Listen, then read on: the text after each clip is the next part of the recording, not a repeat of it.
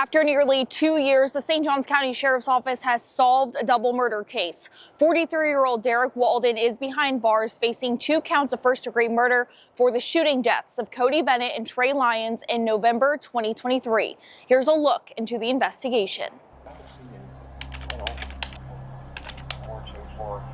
On the night of November 27, 2023, deputies responded to a vehicle crash in the area of Pearl and North Orange Streets in West Augustine. Deputies located a vehicle crashed into a fence with 22-year-old Tre Lyons and 21-year-old Cody Bennett shot to death inside. The first 48 hours of the investigation are crucial. Detective Cheyenne Kroll assisted in interviewing neighbors, witnesses, and collecting evidence. Through investigative efforts, detectives determined the murders occurred around 11:30 p.m. Early on in the investigation, we obtained this video surveillance from a neighboring house near the scene of the crime, and we observed a subject walking towards the area where the homicide took place. This surveillance video shows a person walking from North Brevard Street towards the homicide scene, then running away around that time frame. A review of Bennett's cell phone showed he was communicating with a man named Derrick Walden just before the shooting. Derrick Walden, he goes by the nickname of Cheese on the street. We believe that Cody Bennett had arranged to meet with Derrick Walden that night so that Derrick Walden could purchase marijuana from Cody Bennett. Sergeant Gene Tolbert says based on the evidence gathered, Walden's communication with Bennett and the surveillance footage, detectives identified Walden as a person of interest. Get up, get up, get up, get up. Pull him out, pull him out.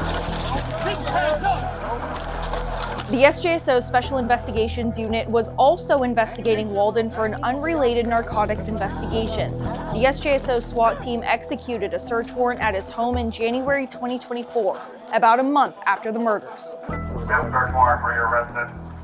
Exit the front door with your hands up. We found several items that were relevant to the homicide investigation, including Mr. Walden's cell phone. Through the examination of that cell phone, additional evidence was found, including a photograph of the murder weapon.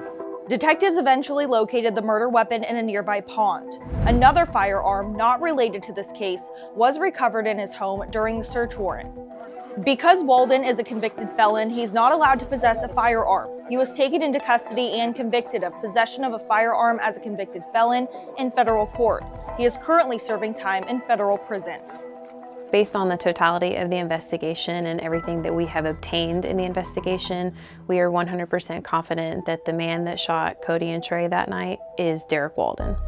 Walden has been charged with 2 counts of first-degree murder by a St. Johns County grand jury, and a warrant has been issued for his arrest. He will eventually be transported back to Florida to face these charges. We've put this case all over social media over the last 2 years. It's gained a lot of public attention and attention from the victims' families as well. What's your message to them and your message to the community? This arrest is just a stage in the investigation. There's still work to be done in this case. We're still looking for information from the public. There are still questions in this case that remain unanswered, and we would still like to receive that information. The murders of Tre Lyons and Cody Bennett have impacted our community tremendously. I'm proud of the men and women of the St. Johns County Sheriff's Office. This arrest reflects our determination to fight for justice for the victims and their families. Regardless of how long it takes, if you commit a crime in St. Johns County, you will be held accountable.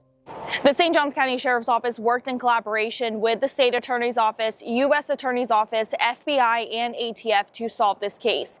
If you have information related to this investigation, please contact the St. Johns County Sheriff's Office. You can also remain anonymous by contacting Crime Stoppers.